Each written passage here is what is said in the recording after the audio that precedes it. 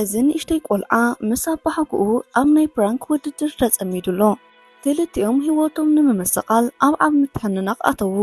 ጽቡቕ ናይ ቤተሰብ ፍቕሪ ዘለዎም እኳ እንተመሰሉ እንተኾነ ግን ብዘይ ትጽቢታዊ መንገዲ ፕራንክ ይጋበሩ። ፒተር ናብ 6ይ ክፍሊ ትምህርቱ ምስ ኣዕርኽቱ ቢልን ኤማን ስቲቨን ይኣቱ። ክሳብ 5ይ ክፍሊ ኣብ ዝነበሩሉ ሃርድ ከም ዝነበሩ ይዕልሉ። እንተኾነ ግን ሕጂ ብ6ይ ክፍሊ ካብቲ ቤት ትምህርቲ ሙሉእ ዝነኣሱ ንሶም ስለ ዝኾኑ ብኹሎም ተምሃሮ ብቐሊሉ ይጭቆኑ።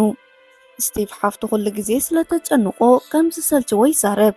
ፒተር ከዓ ኣብ ቀረባ ግዜ ኣቦሓጉኡ ስለ ዝመጽእ ኣብ ናቱ ክላስ ከም ዝኣቱ ይነግሮም። ኣቦሓጉኡ ንምንታይ ከም ዝመጽእ ምስ ሓተትዎ ፒተር ክዛረብ ይጅምር እሞ ትዕዝብትና ይቕየር። ኤድ ሞሪኖ ዝተባሃለ ሰብኣይ ኣብ ሓደ ሱፐርማርኬት ኣስቤዛ ክገዝእ ከሎ ንዕዘብ። እቲ ማናጀር ክብሪ ብዘይብሉ ኣዘራርባዩ ተዛሪብዎ። ከይሓሰቦ ካብቲ ሱፐርማርኬት ዘይከፈለሉ ንብረት ሒዙ ድሕሪ ምውፅኡን ምስቲ ማናጀር ከዓ ስለዝተጨቃጨቐን ብዝበለፀ ኣብ ሽግር ኣተወ። እቲ ማናጀር ካብቲ ዱካን ወፂኡ ደድሕሪኡ እናሰዓበ ነቲ ዘይተኸፈለ ንብረት ክኸፍሎ ይዛረብ። ኤድ ግን እቲ ማናጀር ክበኣሶ ዝመፀ መሲልዎ መሊሱ ክሃርሞ ይፍትን። እንተኾነ ግን ዓቕሚ ስለ ዘይነበሮ ሚዛኑ ስሒቱ ኣብ መሬት ወደቐ። ሓለፍቲ መንገዲ ከዓ ነቲ ምስኪን ኣረጊት ሰብኣይ ዝሃረሞ መሲልዎም ኣብ ልዕሊ እቲ ማናጀር ጉሓፍ ክድርብዩ ጀመሩ። ብኻልእ ኣብ ቀረባ ግዜ ሰበይቱ ሰኣነ ኤድ ጓሉ ሳሊ ክትሪኦ ትመጽእ እሞ ናብ ገዛኣ መፂ ክነብር ድሌት ከም ዘለዋ ነገረቶ። ሳሊ ኣደ ፒተር ክትከውን ከላ ኤድ ከዓ ገዝኡ ገዲፉ ናብ ወልሓደ ከይዳ ኣይደልን እዩ፣ ምክንያቱ ብረሃፅኡ ይሰሪሕዎ። ሳሊ ግን ነቦኣ ትእምነ እሞ ናይ ወዳ ፒተር ክላስ ሃበቶ። ፒተር ከዓ ኣብ ንብረት ክፍሊ ክኣቱ ምስ ተነገሮ ፒተር ይሓርቕ እሞ ኣዲኡ ስነ ስርዓት ክሕዝ ነገረቶ። ሳሊ ብተወሳኺ ኣሕዋቱ ብሓንሳብ ኣብ ሓደ ክላስ ተሰማሚዐን ስለ ዝነብራ ነቦሓጉኡ ክርድኣሉ ይነግርዎ። ፒተር ግን ሓሪቑ ነበረ። የኣሕዋቱ ይመጻ እሞ ክላሱ ክስእን ከም ዝኾነ እናተዛረባ ይሕርቕኦ። ቀፂለን ንብረቱ ንምውሳድ ሓገዝ ይደሊ እንተኾይኑ ሓቲተን መመሊሰን ከም ዝሓርቕ ይገብርኦ። ኣብቲ ግዜቲ ኤድ ንብረቱ ሒዙ ይመጽእ እሞ ኩሉ ሰብ ብፍላይ ከዓ ተናዋልድ ኣቦሓጉአን ብምምጽኡ ሕጉሳት ነበራ። ፒተር ግን በንጻሩ ሕጉስ ይመስል ኣይነበረን። ጀኒፈር ዝተባሃለት ካብ ኩሎም ንእሽተይ ኣመን ሕጉስቲ ክትኮን ከላ ምስ ኣቦሓጉኣ ንምጽዋት ናብ ክላሱ ኸደት። ኤድ ግን ናይ ሰበይቲ ሞት ስለ ዘይረስዐ ኣመና ሕዙን ነበረ። ኣብ ፊኒስትራ ኮፍ ኢሉ ናብ ደገ እናረኣየ ንሰበይቱ ይዝክራ። ጀኒፈር ከዓ ናብ ኣዲኣ ትኸይድ እሞ ኣቦሓጉኣ ኣብ ሓደ ቦታ ጥራሕ ኮፍ ከም ዝብልን ምስኣ ከም ዘይፃወትን ነገረታ። ፒተር ሕጂ ኣብ ንብረት ክፍሊ ምንባር ጀሚሩሎ። ኣናፁን መንክዓትን ኣብ ህይወቱ ዓብ ሽግር ፈጠረሉ። ወልሓደ ክገብር እውን ኣይከኣለን። ካብዚ ዝበኣሰ ድማ እቲ ቦሎፎን ናብ ዓራቱ ስለ ዘፍስስ ድቃስ ዝበሃል ክድቅስ ኣይከኣለን። እዚ ኩሉ ነገር ዝተደራረቡ ፒተር ከዓ ናብ ኣቦሓጉኡ ደብዳቤ ክጽሕፍ ወሰነ።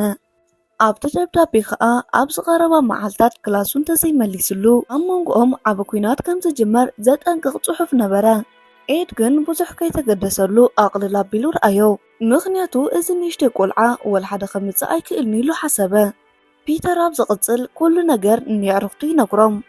ኣቦሓጉኡ መልሲ ናይቲ ደብዳቤ ስለዘይለኣኸሉ ኣመና ከም ዝሓረቐ ይነግሮም።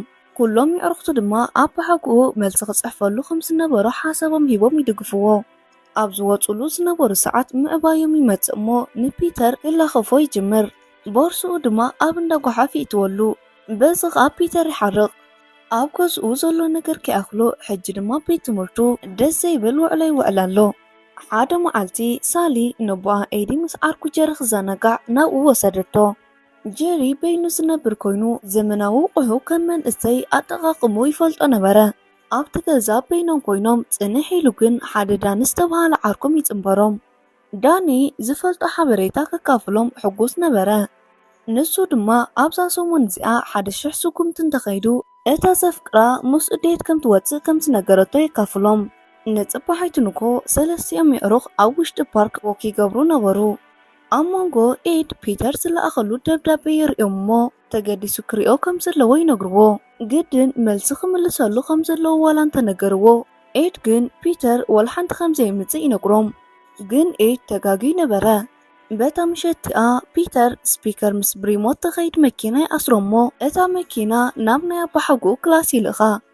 إيد ድማ ነታ መኪና ክሕዛዋላ እንተፈተነ ግን ኣይከኣለን ወላ ሓደ ክገብር ከም ዘይክእል ምስ ተገንዘበ ናብ ናይ ፒተር ክላስ ይኸይድ እሞ እጠው የብሎ ፒተር ድማ ነቲ ዝለኣኸሉ ደብዳቤ ክሓስበሉን ብቐሊሉ ከም ዘይጋደፎን የጠንቅቆ ኣብ ዝቕፅል መዓልቲ ጃኒ ናብ ናይ ኣባ ሓጉኣ ክላስ ትመጽእ እሞ መታ ድሕሪ ሰሙን ከም ዝኾነት ነግሮ ምስ ኣባ ሓጉኣ ትዛረበሉ ብዝነበረት ሰዓት ከዓ ኣብቲ ክፍሊ ሓደ ጥርሙዝ ረኣየት እቲ ጥርሙዝ ንዕኡ ከም ዝጠቕሞ ይነግራ ገዝኡ ብዝሰርሓሉ ዝነበረ ወቕቲ ሓንቲ ክላስ ኣብ ዝወድኣሉ ግዜ ሓንቲ ባሊና ናብቲ ጥርሙዝ ይእቱ ሕጂ ድማ እነዚኦም ባሊናታት ኣብ ዝርእሉ ሰዓት ኩርዓት ይስምዖ ምክንያቱ ኣብ ሂወቱ ብዙሕ ነገራት ከም ዝሰርሐ ስለ ዘዘክሮ እዩ ጃኒ ሓንቲ ባሊና ክትወስድ የፍቅደላ እንተኮይኑ ተሓቶ ኤዲ ድማ ንክህባ ነቲ ጥርሙዝ ክኸፍቶ ይፍትን እንተኾነ ግን ፒተር ምስቲ ጣውላ ብኮላ ጣቢቕዎ ነበረ ብሓይሊ ስሒቡ ከልዕሎ ክብል ድማ እቲ ጥርሙዝ ይስበር እሞ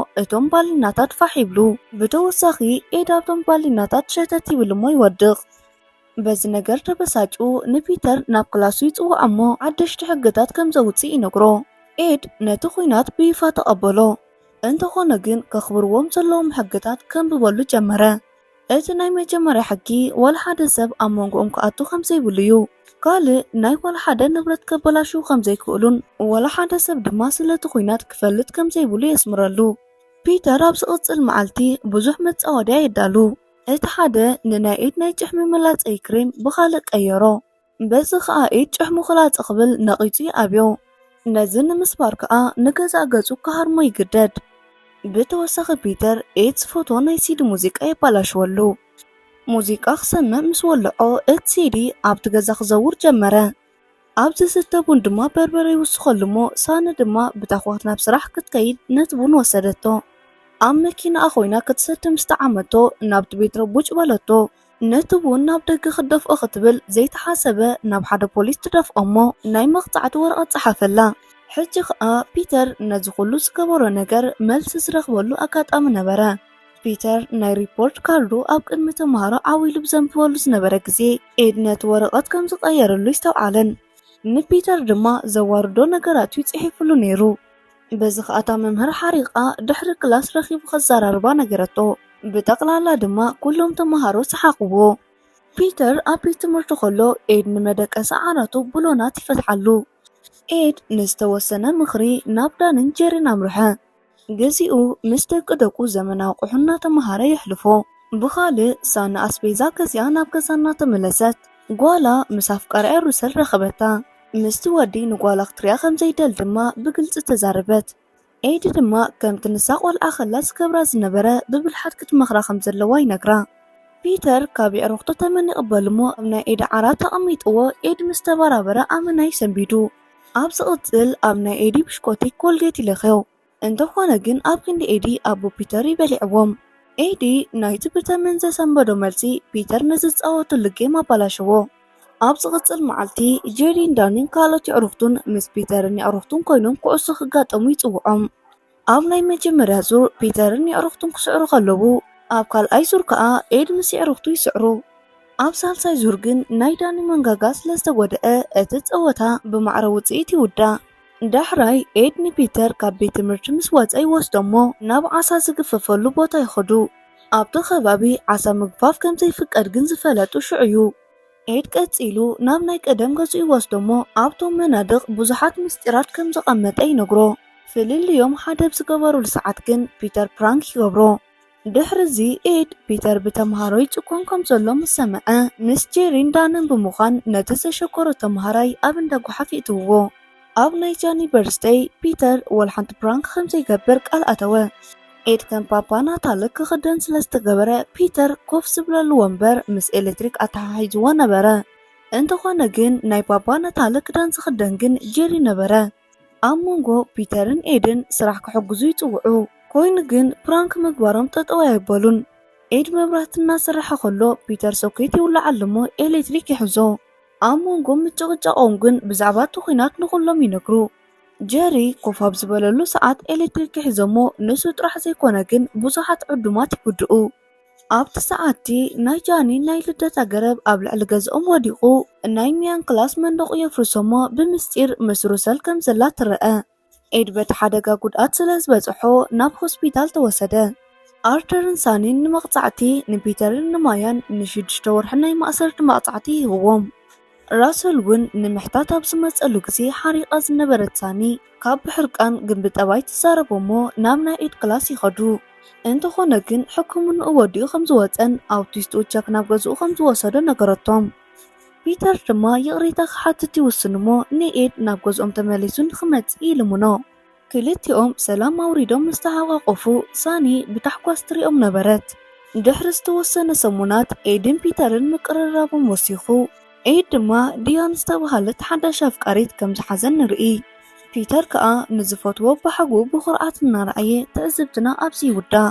ፍትዋት ተኸታተልቲ መደብና ብዘቕረብናልኩም መደብ ዓጊኩምን ተዘናጊዕኩምን ክትኮኑ እናተመነና እንተፈቲኹማ ቪድዮ ላይክ ሼር ብምግባር ዘለኩም ሃናፅር ይኹን ሓበሬታ ኣብ ኮመንት ሴክሽን ኣቕምጡልና። ናይ ወትሮ ተኸታተልቲ መደብና ንምዃን ሰብስክራይብ ዘይገበርኩም ሰብስክራይብ ኮሩ እንዳበልኩ ኣብ ቀጻሊ ብኻልእ መደብ ክሳብ ንራኸብ ዝተሰናዩ